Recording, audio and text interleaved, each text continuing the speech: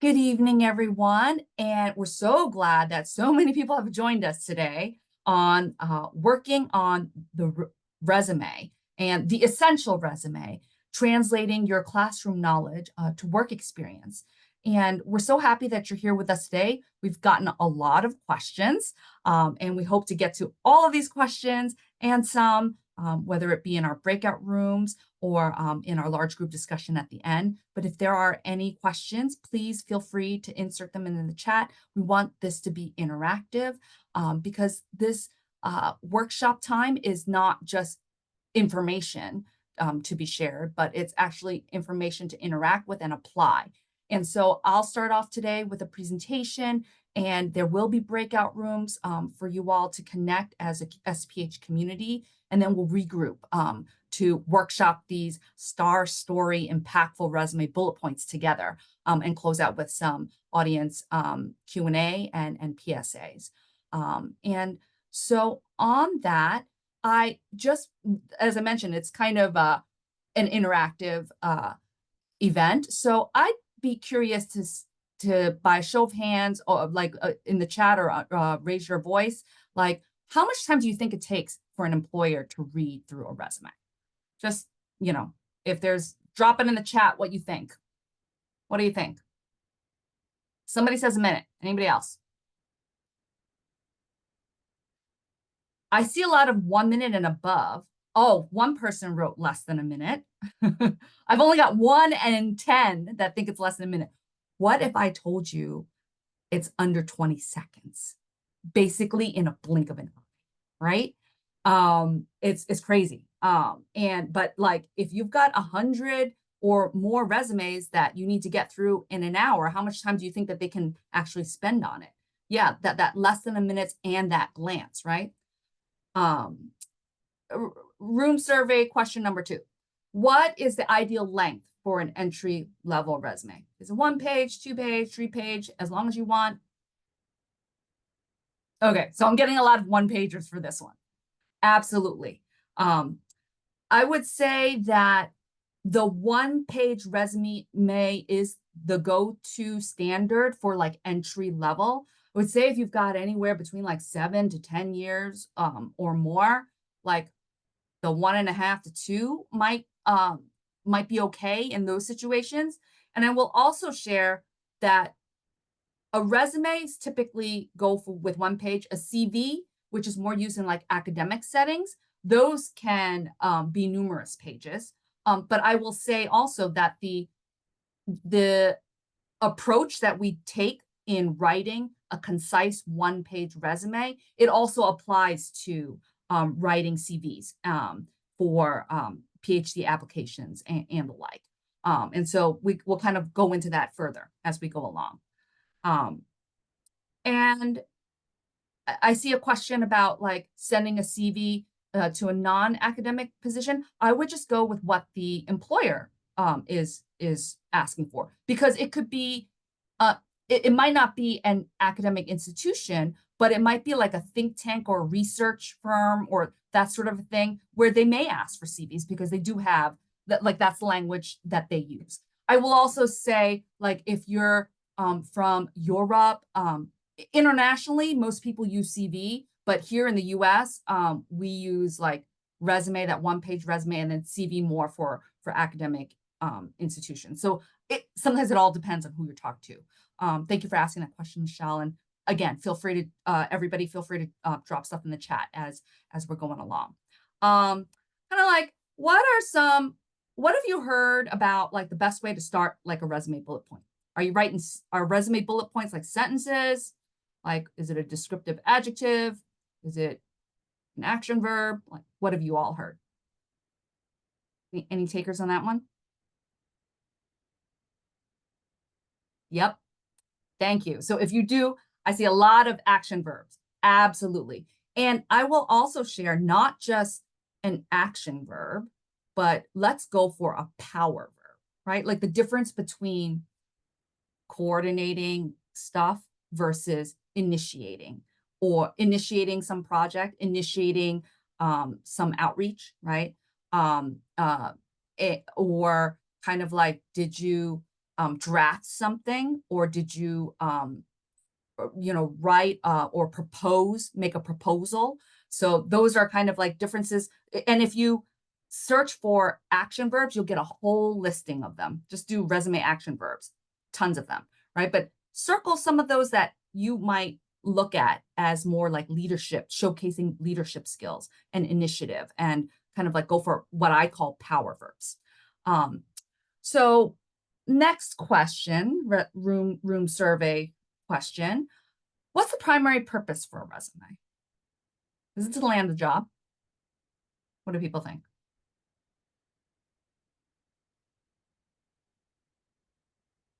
Takers? Nice. Thank you. I see some of those that have met with me. They know to get the interview. Thank you, Steph and Milo. And yeah, so kind of like, I like to think of things like a triangle, right? And let's take a look at this triangle and tighten the triangle. Like at the very bottom of this triangle is point A, where it's kind of like those application materials, which is your resume, your cover letter, or your personal statement. Maybe they even ask for a writing sample, whatever is in that packet that you're applying for a certain role, right? The point of getting from point A to point B is getting and landing the interview. And then point C is kind of like that second interview and eventually the job offer, right? And so as we think about kind of like point A to point B, kind of like thinking through also these accomplishment stories, right? Because if we've only got 20 seconds for somebody to kind of like make a decision between, okay, here's my no pile, yes, no pile, maybe, and yes pile. You got 3 piles that if the resume reviewer at the employers is going through 100 of these in an hour, right? It's quickety quick. No, maybe, yes, let's invite them to the interview. And if you've only got a 20-second glance at this, another way that I think about that resume is kind of like a movie trailer, right? Like, because if you get invited to the interview is kind of like the movie 2 hours, too long, right? But they're looking for the movie trailer. And I think the other thing that movies tell us or help instruct us is that there's different camera angles. There are close-up camera angle. There is like panoramic camera angle. There's also aerial view camera angle. And so like all of those resume bullet points that you have, can you scaffold them in such a way that they're written so that the reader kind of gets like a movie trailer highlights reel of your accomplishments on your resume within that situational context of that workplace, your position title, and the organization that you're at. And so, kind of like that can also be a way for us to think about, how to shape an impactful resume. And, it is about like those skill sets that you showcase and how you build that story of your accomplishments, whether it's on the resume, in the cover letter, or at the interview. And we'll be talking through this framework called the STAR Story Framework to articulate those accomplishments. But if we're trying to tighten this triangle from point, if we're thinking about your STAR stories from point C and getting them onto point A so that you get to point B, this is what I mean by tightening that triangle. Any questions? Are y'all with me so far? I'm throwing a lot of stuff at you really fast, but hopefully these concepts and these ideas will kind of help you as you frame and shape your resume. And the other thing that's also really helpful is kind of to look at we're talking on one side of the equation with your resume, but really the employer is already sharing with you in that job description what they are looking for in their ideal candidate. And so how well can you articulate these STAR stories and the most relevant that matches the job description, and kind of like analyzing that job description, because that is like your source data.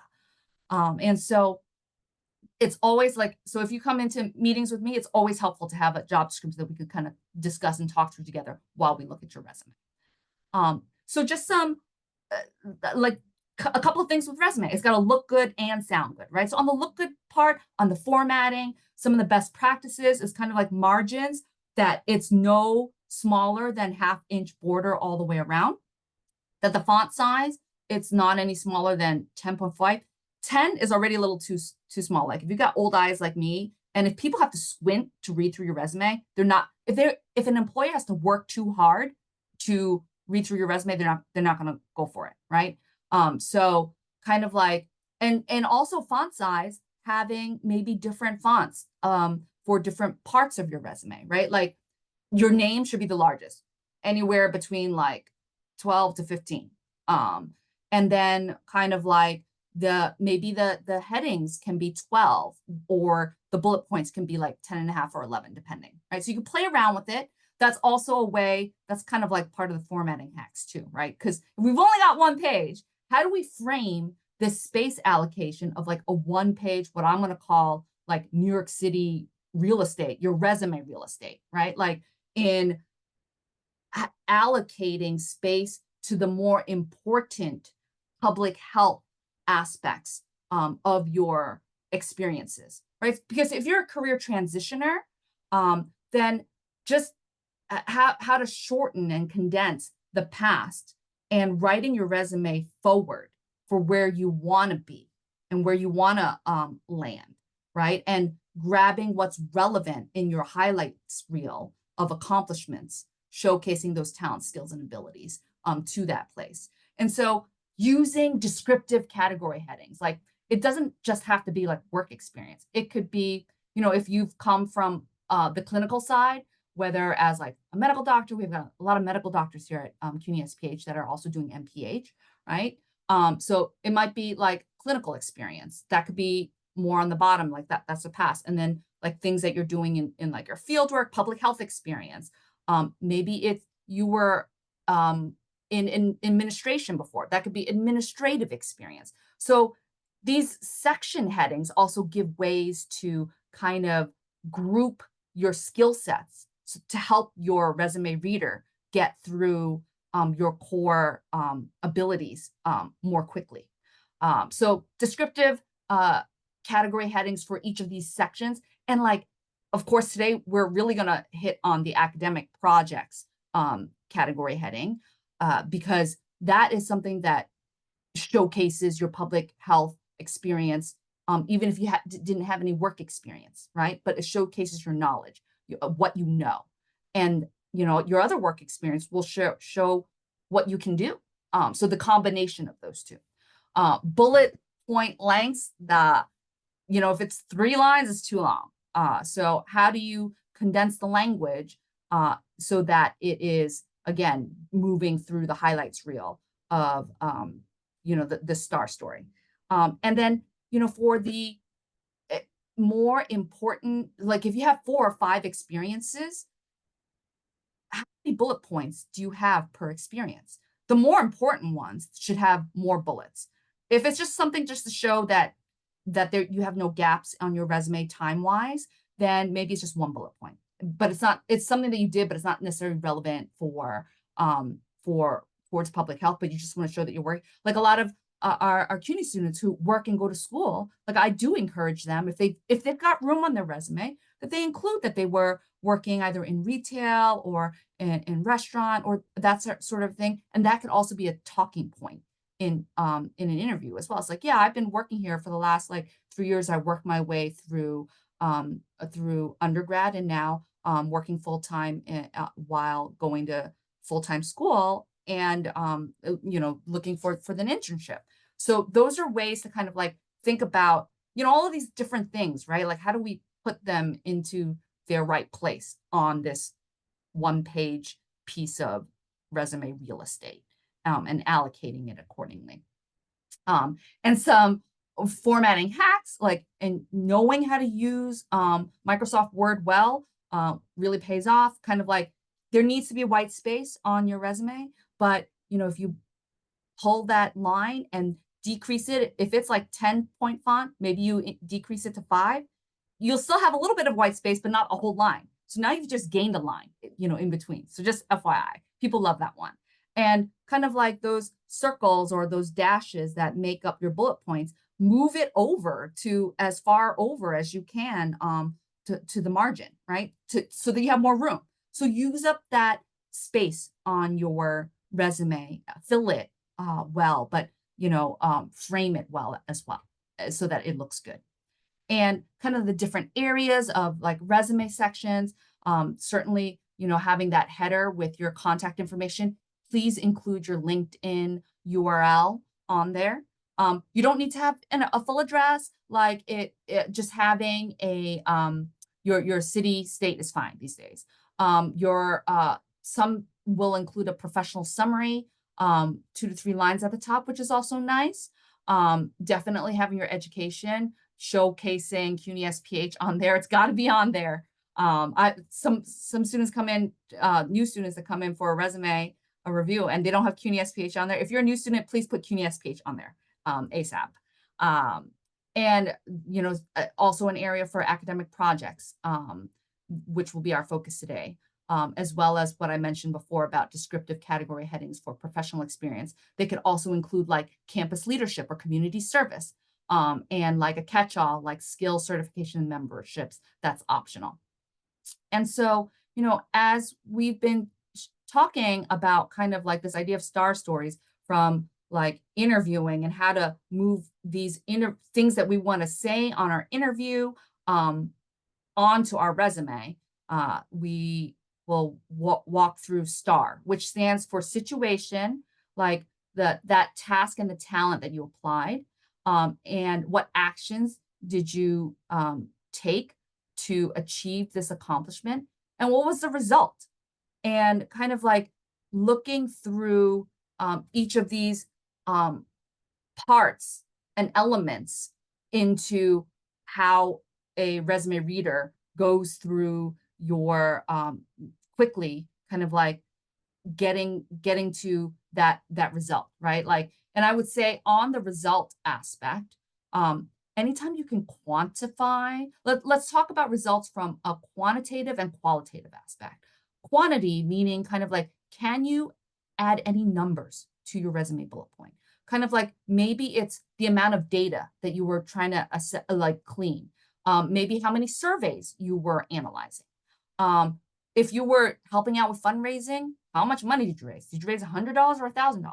If you were teaching, how large was that class? Was it like 10 students or was it like 30 or 40?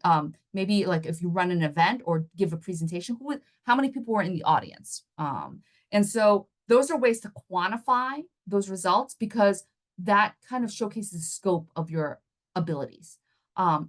Qualitatively, if you can be descriptive about any public health topic or theme, if you did a presentation on like, if it was chronic diseases, like mention that particular disease, mention, or, if it's in environmental health, having those, and especially your academic project, right? Like even the course name itself may showcase some of those qualitative aspects of your knowledge base.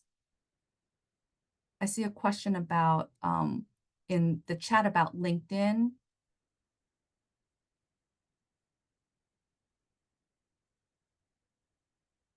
Oh, for those of you that are going to career fair tomorrow, let's stay online. So we'll address the career fair stuff afterwards as well. Okay.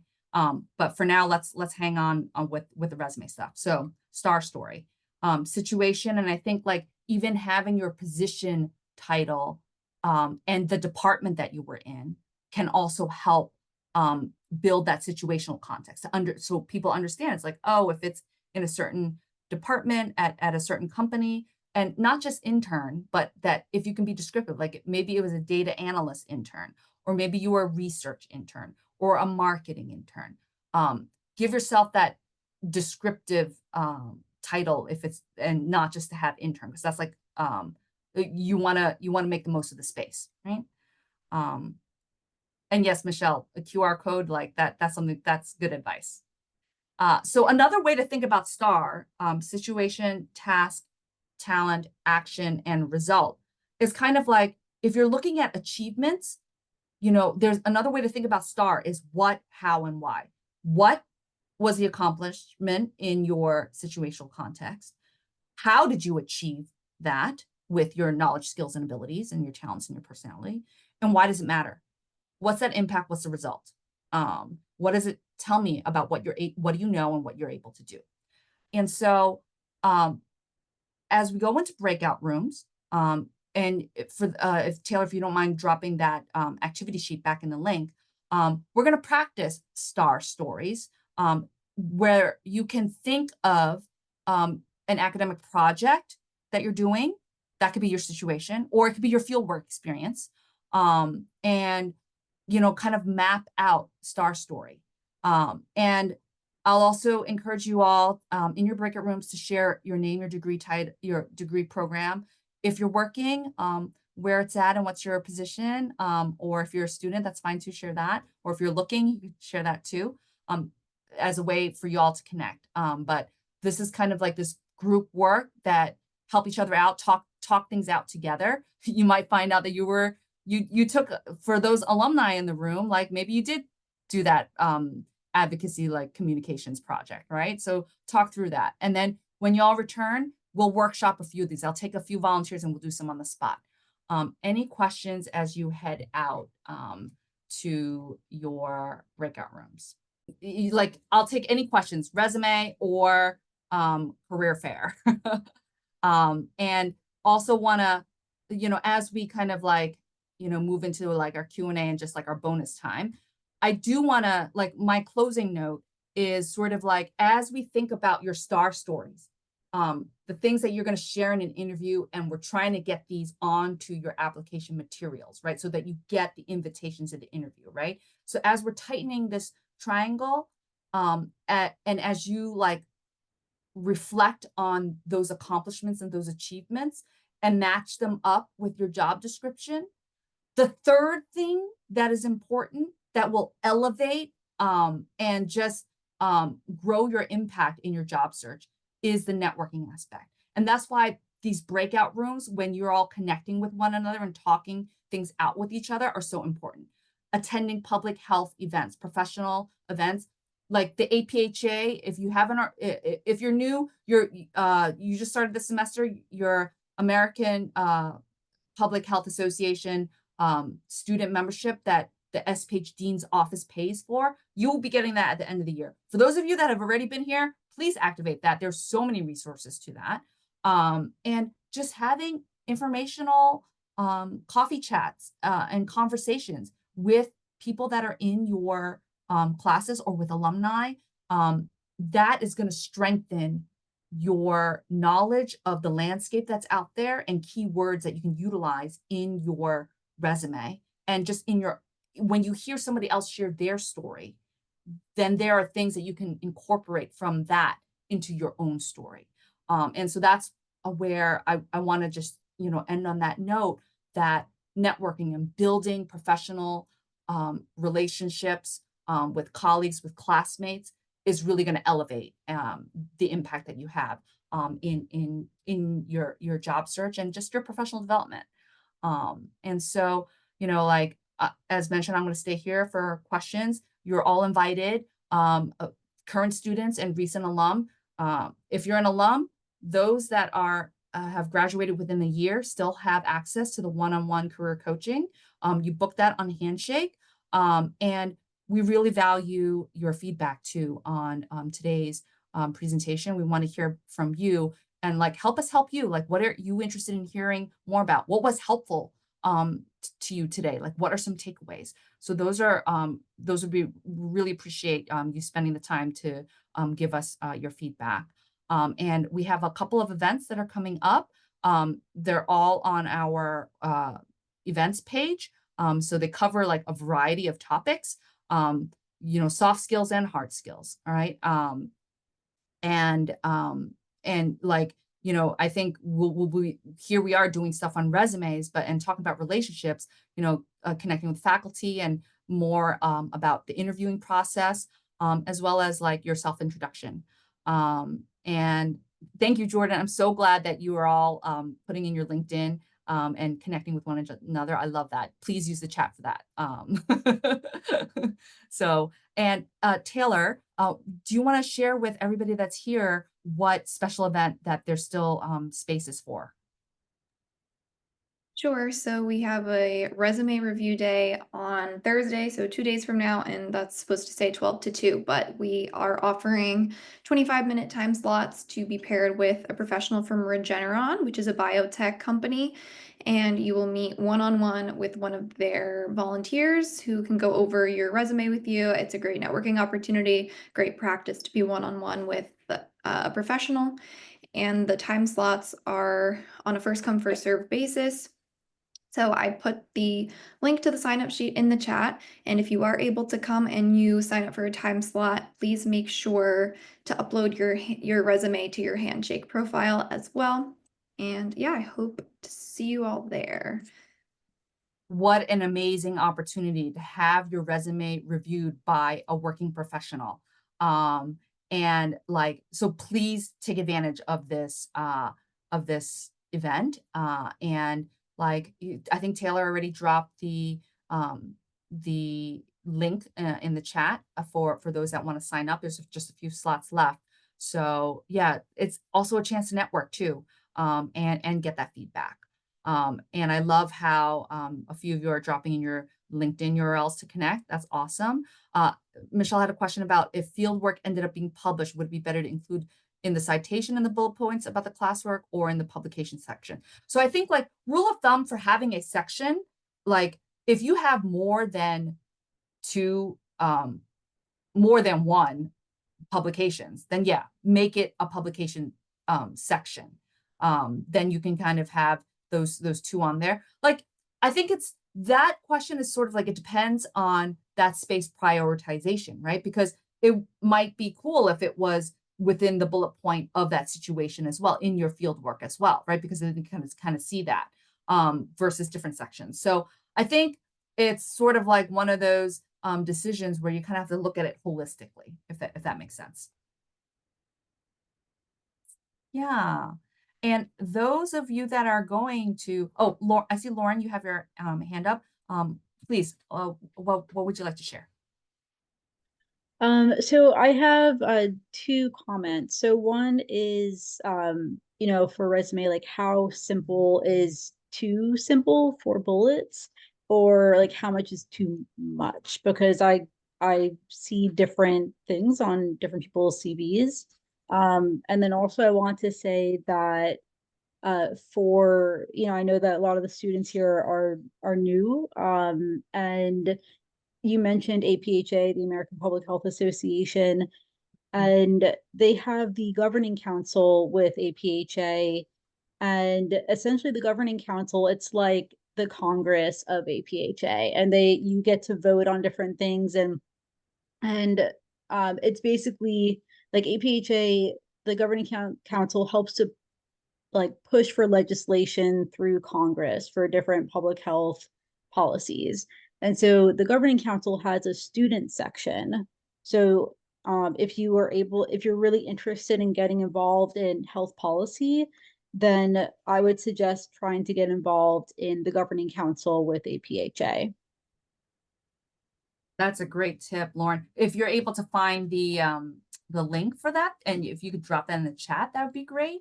I know that for APHA, here's some of the listings of the student membership. If those of you that are not familiar with it, that's there. But definitely, we actually have students that will be attending the APHA annual meeting later this month. It's this year. It's in Minneapolis. So I don't know if how cold it'll be by the end of the month. But we've got about like, half dozen or so presenters, student presenters. And so like, these are things that you can kind of plan ahead for. If you just started here at CUNY SPH and you're working on some research, maybe by next semester, you can get more into that research. There will be a call for proposals for poster presentations in the spring, like March, April. So you can enter in your name for that, like your abstract for that. and you'll know by summer if you'll be going to the fall 2025 APHA annual conference. But that is only one of many ways to get involved. Just what Lauren was even mentioning about this governance council too, like especially for like HPAM students, like health policy advocacy, kind of like getting involved in that. Those are things to add to your resume as well. Thank you so much, Lauren. Any other questions about resumes, about career fair tomorrow? Or if those of you that want to stay online just to kind of ask me questions, I'm going to stick around till 6:30. So, but if I know that we're just about at the hour of when we started. So, you know, if you need to head out, totally understand. If we have this tradition of doing a one-word checkout. So as you head out today, feel free to drop in the chat. How are you feeling after investing this hour together with your classmates and in your professional development? So feel free to add your one-word checkout as you head off. And as mentioned, I'll be here to answer any questions. And please sign up for that resume review thing that Taylor was talking about. That is an awesome event. And you're so welcome, Jordan. I'm glad that it was informative.